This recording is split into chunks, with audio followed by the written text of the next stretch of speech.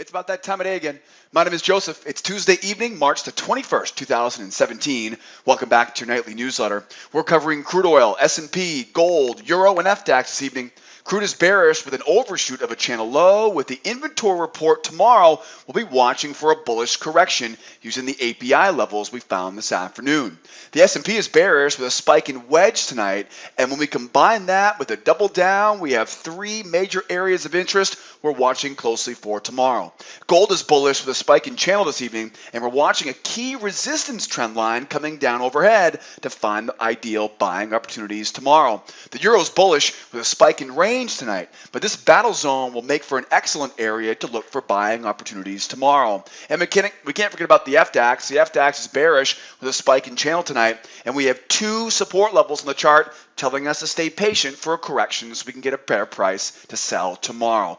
Wow, we had some big moves in today's session. Big spikes up or down, which means we're looking for spike in channels, ranges, wedges, going into Wednesday's trading session. As always, I have a great newsletter in store for you guys and gals tonight. We got big ranges and plenty of reliable trading opportunities setting up for tomorrow. Before we jump in though, I do want to remind you the only place to watch the full-length version of this video is on our blog at sidewaysmarkets.com. If you're watching the video right now on our YouTube channel, not to worry, there's a link in that description of the YouTube video. Follow that link and come join me on the blog at Sideways Markets for the full-length version.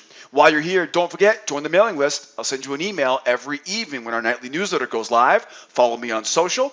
Many different ways to follow me on social media. I'm always posting important links, charts, updates. I just posted the API levels on my Twitter and Facebook channels later on this afternoon, so you can find them there. Right below the video tonight, you can download those charts. Don't forget to grab those charts. All the charts you see me using in tonight's video, that's right, you can download those charts by following that link below the video on the blog. And please don't forget to grab your free pass. If you're brand new here to the SOT community, if you're not an advanced member here at School of Trade, grab that free pass in the upper right-hand corner. You're going to learn more with me in 90 minutes on that free pass than you will anywhere else on the interwebs. Please don't forget, if you're brand new here to the SOT community, we got a great frequently asked questions page to learn more. And of course, I'm always here to help every step of the way. Hit me up on that live support tool on the right-hand side of the website. It's been a fantastic week here so far. It's been definitely a mover and a shaker. We heard a bunch of economic news came out today. What's the schedule for tomorrow? Well, first of all, tomorrow being March the 22nd, a Wednesday session, we of course have inventories for crude oil. But before we get there, though, we have to get through the BOJ and the merchandise trade coming out here just before 8 p.m. Eastern Time. If you're trading the overnight session in Asia, heads up on that. Some major news coming from our friends in Japan. Looking at tomorrow's session, Wednesday, March the 22nd. It's a Wednesday, so we know, of course, we're watching that petroleum status report. If you're trading crude oil tomorrow, especially with us in the trade room, right, don't forget, I always give it a 15-minute buffer, right, 15 minutes before and at least 10 minutes after that news comes out to let that wild animal calm down. Like I always remind you guys, when it comes to inventory days, we had the API report this afternoon at 4:30, so we're going to look at those numbers in just a moment. I'll be sure to link these numbers below the video tonight, so make sure you scroll below the video on our blog to get all the API levels. Just follow that link where it says click here to read more, and you'll see all the API levels there. And again, 15 minutes ahead of time, be very careful, and then try to stay patient for the market to slow down after that news comes out. I'm not a big fan of trading around that petroleum status report. You can usually get a couple of really good opportunities before the news comes out. There's usually a few after the news comes out, but it's that 10:15 to 10:40 time every morning that really gets really choppy and sloppy. It's low volume ahead of it, right? It's really volatile afterwards. I always recommend trading around it. We can't forget about obviously that new home sales, or sorry, the existing home sales tomorrow, right, is existing, and we're going to see new home sales on Thursday. Those will be quite important news numbers, right, coming out on Wednesday and Thursday. So bottom line tomorrow, big news again later on tonight, tomorrow morning at 10 a.m. for the existing home sales number. And then, of course, we got the petroleum status report if you trade in crude tomorrow as well. Mark your calendars for that. Be ready for that. And let's get this party rolling. We got some work to do here tonight. Lots of movement on the charts. Lots of opportunity now setting up for tomorrow. Crude is bearish with an overshoot of a bear channel ahead of tomorrow's inventory report, which tells us to be looking for a bullish correction for the most reliable selling opportunities.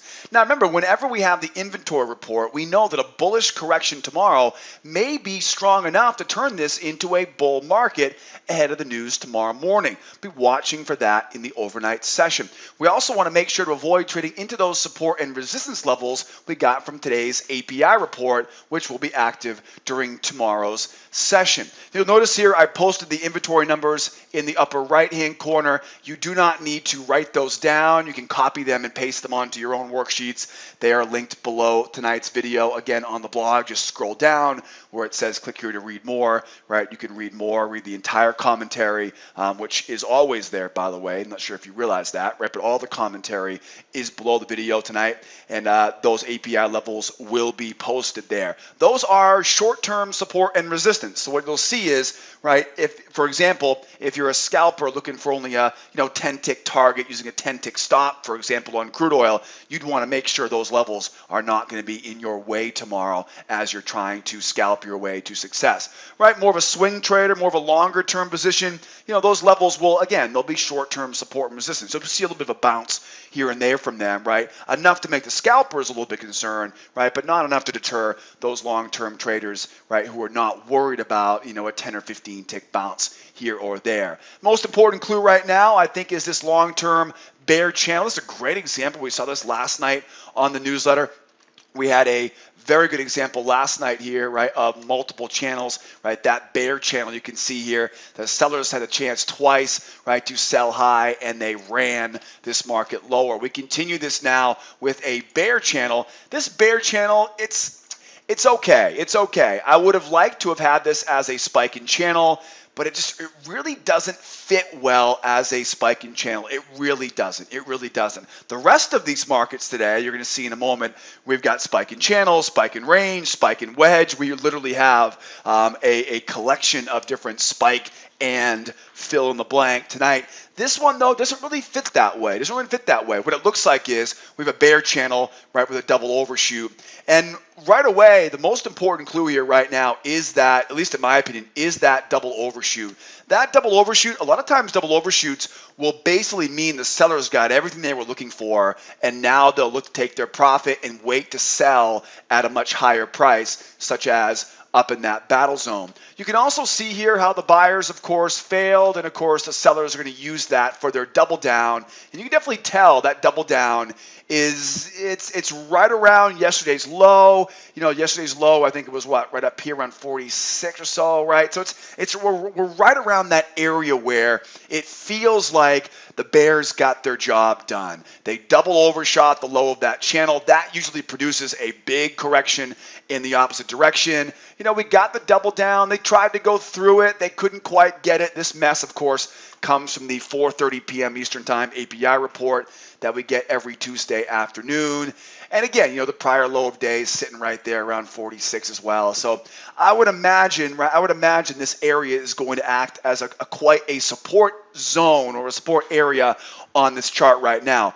We'll have to wait and see what happens, but usually ahead of the inventory report, we usually see the market make a kind of a counter trend correction, usually to give in this case, long-term sellers a chance to sell it right at a much higher price. So we're definitely keeping an eye out for some strength going higher tomorrow into that battle zone to then be looking for a sell after the news comes tomorrow. So kind of think about that. I think really three scenarios you kind of want to keep in mind right now would be, first of all, this may turn this into a range, and we may find ourselves sitting here kind of rotating back and forth. If that happens, we're looking to sell high of that range, looking to sell high, right, and then take that profit back down at that low. That's one scenario that you want to be thinking about tomorrow as this market kind of collapses lower. We may not see that bull rally. Again, very typical ahead of inventories. We see kind of a counter trend correction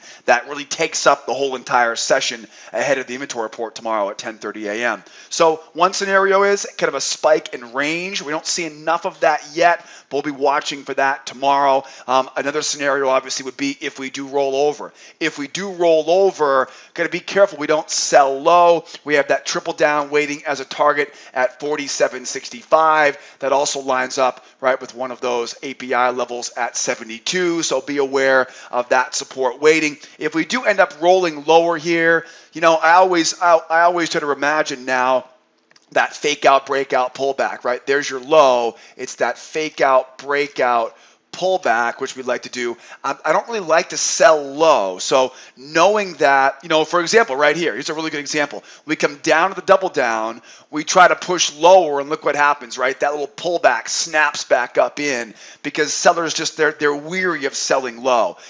Then, of course, you see the professionals coming in and getting ready to sell into that trap, right? There's kind of a good example of that fake out breakout pullback that I was talking about. So look for that move down, break down. Again, if it breaks down, you want to see strength, but don't chase it.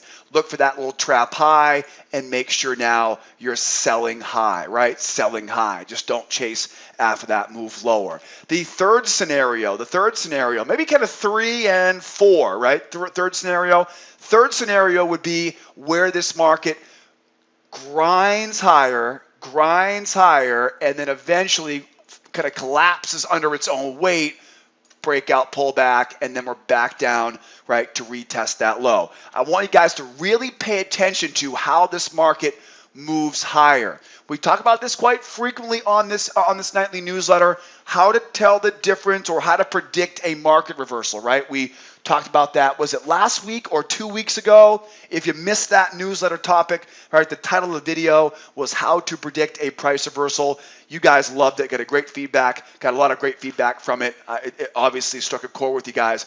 But as the market pulls back, what you want to be thinking about is strong move down. Now, a strong move down oftentimes turns into a flag.